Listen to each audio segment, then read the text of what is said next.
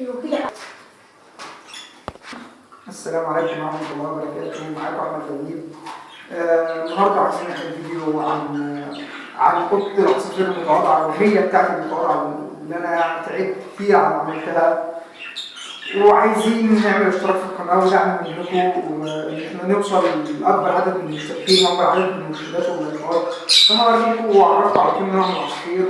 أول نوع عندنا عصفور الفلل. عصفور الفلل ده عصفور اسمه هوج مورو، والعصفور ده بيعرف عندنا هنا باسم النجمور. وهو عصفور جميل ومتواضع، يعني القمر يعني تبص للعصفور وتجيب جمال العصفور. عصفور اسمه عصفور فلل، وده يعني من أغلى العصافير اللي بتشوفوها. عندك عصفور الرينبو برضك عصفور جميل. عصفور في كل الوانه وعصفور حلو. عندك عصفور كرك، عصفور برضك جميل، عصفور برضك رينبو.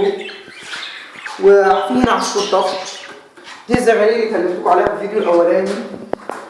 عندك بركاديلو، عصفور البركاديلو. عصفور البركاديلو برضك عصفور جميل رائع، وانا بحب اربي العصافير برضه البركاديلو. هنا برضه عصافير رينبوهات. اول عصفور انا جبته او اول جزء رينبو انا جبته عصفور استراليات. عندي برضه شويه زغاليل من ده على ده على قد الحال يعني وكده، من ده على ده شويه كوريكال على رينبوهات على عندي برضه هنا شويه عصافير برضه كده جواز مجوزها رياح شويه. وده كان نهاية الفيديو بتاعنا النهارده. كان الفيديو يعني ان انا اوريكم العصافير بتاعتي. انا ما ببخلش على حد ان انا اوري له عصافير، او مش بحط في دماغي موضوع حاجه اسمه حسد، لان الناس تقول لك حاجه حسد ما توريش العصافير لحد.